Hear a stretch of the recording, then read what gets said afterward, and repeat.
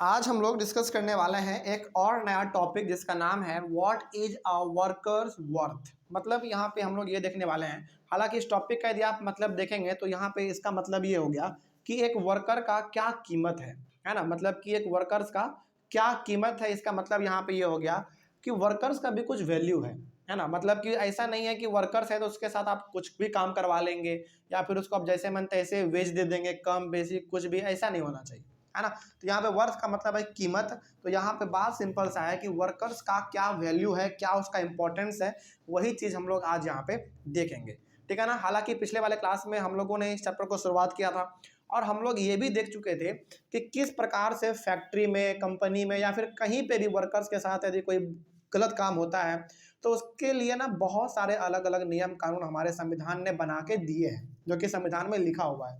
तो उसके तहत यदि वो अपना जाके पुलिस स्टेशन में केस दर्ज करे, है ना, तो जो उसके लिए जिम्मेदार होगा उसको सजा भी मिल सकता है। तो ये पूरी तरीके से हम लोग इसमें बेसिकली लॉ और सोशल जस्टिस के बारे में ही पढ़ रहे हैं कि क्या क्या नियम कानून है, किस किस प्रकार से समाज में बुराई हो सकता है। यहाँ पे बुराई का मतलब क्या है? बुराई का मतलब भी वर्कर्स के साथ गलत व्यवहार करना, उसका जो तनख्वाह है वो काट लेना, यही सब बुराई है ना। तो वो हम लोग देख चुके थे।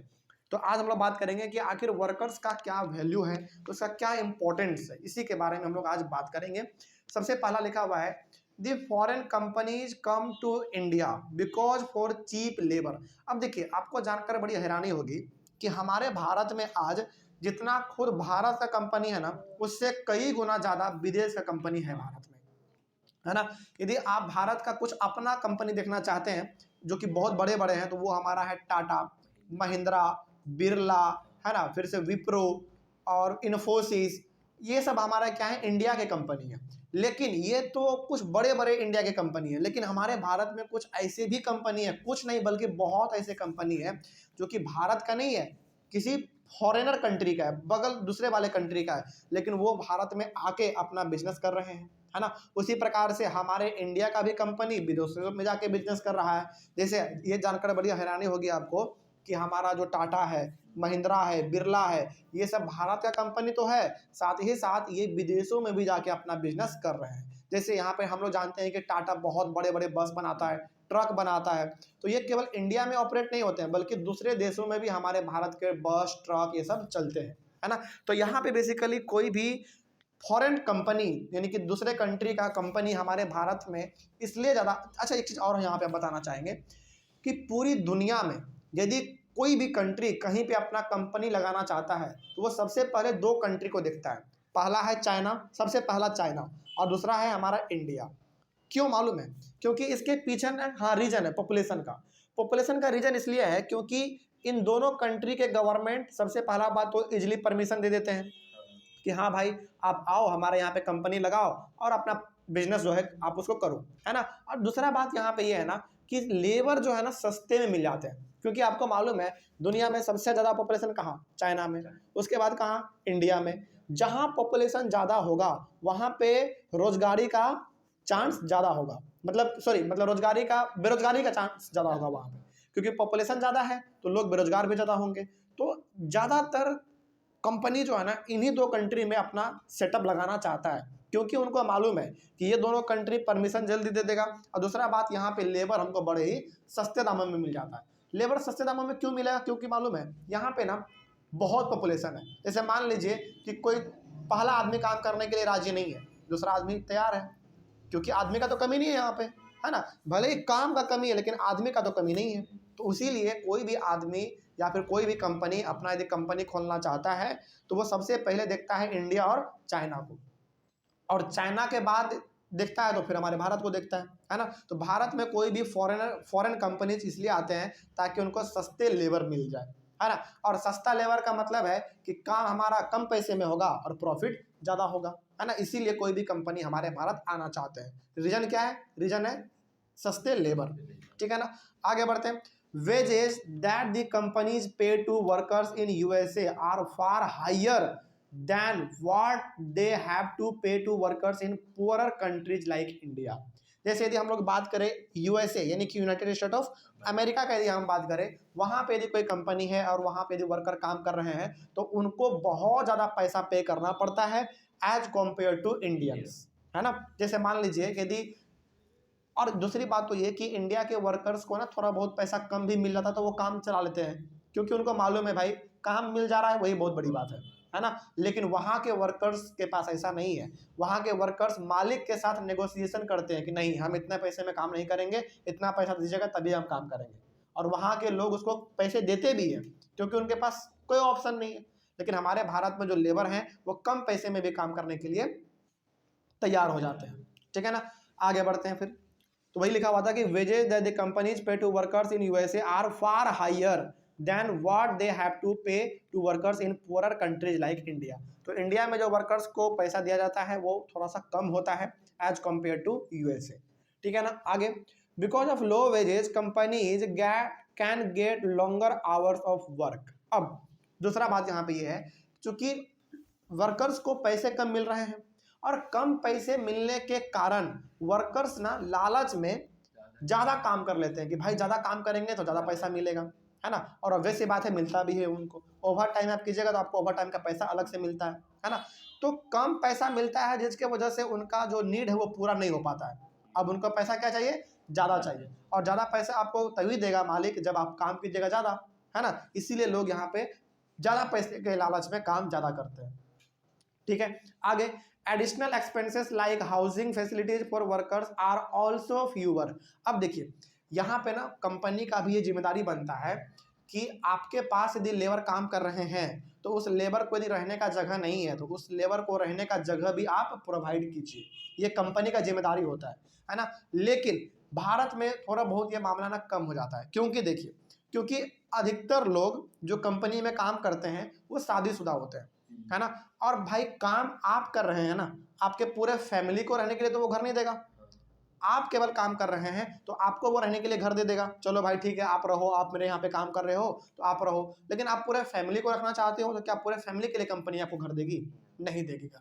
तो यहाँ पे अधिकतर लोग क्या प्रेफर करते हैं, वो प्रेफर करते हैं कि हम अपने फैमिली के साथ रहें, है ना। तो यहाँ पे हाउसिंग का जो फैसिलिटी है वो भी थोड़ा सा कम हो जाता है, जिसके वजह से प्रॉफिट किसको होता है, कंपनी को, क्योंकि उनको हाउसिंग में पैसा खर्च नहीं करना पड़ेगा, है ना। क्योंकि लोग अपना अलग रेंट लेके रह जा रहे हैं अपने फैमिली के साथ, है ना। तो यहाँ पे हाउसिंग फैसिलिटी देने से बच गया कौन, कंपनी। तो यहाँ पे उसका पैसा भी क्या हो गया, बच गया। तो यहाँ पे प्रॉफिट किसको होगा, कंपनी को प्रॉफिट होगा। आगे बढ़ते हैं फिर। लेकिन ये चीज़ जो है ना अमेरिका जैसे देशों में नहीं होते। वहाँ पे वो चाहेगा कि हम अकेले रह लेंगे लेकिन फैसिलिटी जो है वो कंपनी से ही लेंगे, है ना। ये चीज़ अमेरिका में होता है। आगे, 10 companies can save cost and earn higher profits. और इस वजह से जो है ना कंपनी अपना पैसा बचाता है और अपना प्रॉफिट बढ़ा लेता है। तो यहाँ पे 2-3 कारण आपने देखा। पहला तो ये कि भारत में लेबर सस्ते दामों में मिल जाते हैं, पहला ये उनका बचत हो गया वहाँ पे। दूसरा ये कि यहाँ पे हाउसिंग फैसिलिटी जो है ना कंपनी को देना कम पड़ता है, क्योंकि यहाँ पे अधिकतर लोग फैमिली वाले काम करते हैं और फैमिली वाले अधिकतर लोग जो है ना फैमिली के साथ ही रहना पसंद करते हैं, ठीक है ना। क्योंकि हम लोग इंडियंस से थोड़ा सा इमोशनल होते हैं, हम लोग फैमिली के साथ टाइम स्पेंड ज़्यादा करना चाहते हैं। आगे बढ़ते हैं। उसके बाद लिखा हुआ है companies can also save cost and earn higher profits through providing lower working condition. ये तो कुछ कारण हमने देख लिए जिसके वजह से कंपनी अपना पैसा बचा लेती है और अपना प्रॉफिट बढ़ा लेती है। कुछ और भी कारण हैं, जैसे लोअर वर्किंग कंडीशन प्रोवाइड करके। जैसे मान लीजिए कंपनी में यदि वर्कर्स काम कर रहे हैं तो कंपनी में क्या होना चाहिए, पूरा का पूरा एकदम सिस्टम बढ़िया होना चाहिए, है ना। साफ सफाई होना चाहिए, मेडिकल फैसिलिटी होना चाहिए, इमरजेंसी एग्जिट होना चाहिए, इमरजेंसी अलार्म होना चाहिए, सब कुछ होना चाहिए, पंखा, मतलब हाँ, इलेक्ट्रिसिटी, बिजली, ये सब कुछ प्रॉपर होना चाहिए, है ना। यदि कैंटीन है तो वो भी होना चाहिए, सुविधा मतलब पूरा होना चाहिए। लेकिन बहुत बार, अच्छा चूंकि इतना सारा सुविधा है तो सुविधा में तो कंपनी के मालिक को पैसा खर्च करना पड़ेगा, और बहुत सारे कंपनी के मालिक ये करते हैं कि इन सारे सुविधाओं को वो प्रोवाइड करते ही नहीं है, और जब नहीं करेंगे तो सीधा सीधा उनका पैसा बच गया, है ना। इस वजह से भी वो अपना प्रॉफिट बढ़ा लेते हैं। तो ये भी चीज़ हमको देखने को मिलता है। तो यहाँ पे आप क्या देख रहे हैं, एक तरीके से सोशल जस्टिस हो रहा है क्या, नहीं हो रहा है, ये यहाँ पे बिल्कुल भी नहीं हो रहा है। मतलब कि यहाँ पे सोशल जस्टिस तब होता जब वर्कर्स को सारे बेनिफिट मिलते, है ना। चलिए आगे बढ़ते हैं फिर। One worker can easily replace another because there is so much unemployment and there are many workers who are willing to work in unsafe conditions in return for a wage।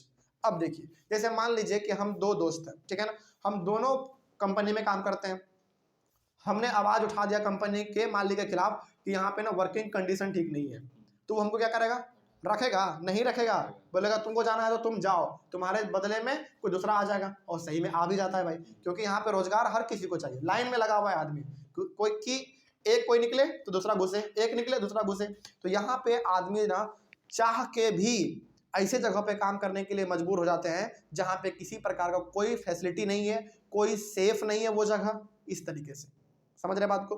क्योंकि उसके पास कोई चारा नहीं है, कोई ऑप्शन नहीं है। यदि वो मालिक से गुहार भी लगाएगा कि साहब यहाँ पे सुविधा दे दीजिए हमको, है ना, यहाँ पे कुछ सिस्टम बढ़िया नहीं चल रहा है, तो बोलेगा कि तुमको काम करना है तो करो, नहीं करना है तो यहाँ से निकल जाओ, दूसरा आदमी तैयार है, वो भी कम पैसे में काम करने के लिए। भारत में इस तरीके का कंडीशन है कि लोगों को ना कम पैसा मिले चलेगा, लेकिन काम मिल जाना चाहिए, है ना। भारत के लोग खाली नहीं बैठना चाहते हैं, ठीक है, ये चीज़ यहाँ पे होता है। तो इस वजह से भी क्या जाते हैं, many workers are willing to work in unsafe conditions in return for a wage. तो पैसे के लिए ये लोग अनसेफ कंडीशन में भी काम करने के लिए तैयार हो जाते हैं, मजबूरी है भाई, क्या करेगा आदमी, है ना। आगे बढ़ते हैं फिर। अब इस वजह से होता क्या है, there are so many reports of accidents in construction sites, mines और factories due to the heartless attitude of the employers. अब चूंकि भाई आपने फैसिलिटी तो दिया नहीं, अब आपने फैसिलिटी नहीं दिया तो यहाँ पे लोगों का एक्सीडेंट भी क्या होगा, ज़्यादा होगा। एक्सीडेंट का मतलब यहाँ पे ये नहीं है कि गाड़ी आके धक्का मार दिया, वो नहीं। एक्सीडेंट का मतलब यहाँ पे ये है, हाँ, कोई आदमी 20 मंजिला पे काम कर रहा है, वहीं से गिर गया, सोचो तो उसका तो डेथ पक्का है ना। तो इस प्रकार का डेथ क्यों हो रहा है, क्योंकि जो एम्प्लॉयर है यानी कि जो मालिक है वो सेफ्टी पे ध्यान नहीं दे रहा है ना। इस वजह से यहाँ पे मृत्यु ज़्यादा हो जा रहा है। तो इन सारे चीज़ों में यदि हम लोग एक बात कहें तो सोशल जस्टिस यहाँ पे बिल्कुल भी नहीं है, यानी कि यहाँ पे कार्रवाई जो है ना कंपनी के मालिक के खिलाफ हो सकता है, ठीक है। अच्छा, यहाँ पे ना एक आपके बुक में और दिया हुआ है, केस स्टडी है बेसिकली, वो है हमारा Bhopal gas strategy, Bhopal gas strategy, वो भी बहुत इंपॉर्टेंट है, उसको भी हम यहाँ पे समझाएंगे। तो हमने अभी फिलहाल उसको छोड़ा हुआ है, आगे हम लोग उसको बात करेंगे। यानी कि भोपाल गैस स्ट्रेटेजी जो एक केस स्टडी है, उसमें बेसिकली ये है कि भोपाल में ना गैस के कारण बहुत सारे लोगों की मृत्यु हो गई थी, उसके बारे में भी हम लोग यहाँ पे देखेंगे, लेकिन इस चैप्टर के सबसे लास्ट में देख लेंगे उसको, क्योंकि वो एक केस स्टडी है और बहुत इंटरेस्टिंग है, कहानी के जैसा है। तो उसको हम लोग अपने इस चैप्टर के लास्ट में कर लेंगे, लेकिन उसको छोड़ेंगे नहीं, ठीक है ना, उसको भी हम लोग करेंगे। तो ऐसा मत सोचिएगा कि सर आपने भोपाल गैस स्ट्रेटेजी को छोड़ दिया, नहीं, वो भी हमारा एक इंपॉर्टेंट पॉइंट है, वो भी हमारे माइंड में है, उसको भी हम लोग अपने इस चैप्टर के लास्ट में कर लेंगे। हालांकि वो यहीं पे होना चाहिए, यहीं पे है आपके बुक में बेसिकली, लेकिन हम लोग उसको अपने लास्ट में कर लेंगे, लेकिन करेंगे जरूर, ठीक है ना। तो यहाँ तक आपको समझ में आ गई कि किस किस प्रकार के वजह से लोगों को काम करना पड़ रहा है, एक ही वजह है, पैसा, है ना। चलिए आगे बढ़ते हैं फिर। उसके बाद हम लोग बात करेंगे एनफोर्समेंट ऑफ सेफ्टी लॉज के बारे में, ठीक है। चलिए, थैंक यू वेरी मच, अगले वाले क्लास में बात करेंगे।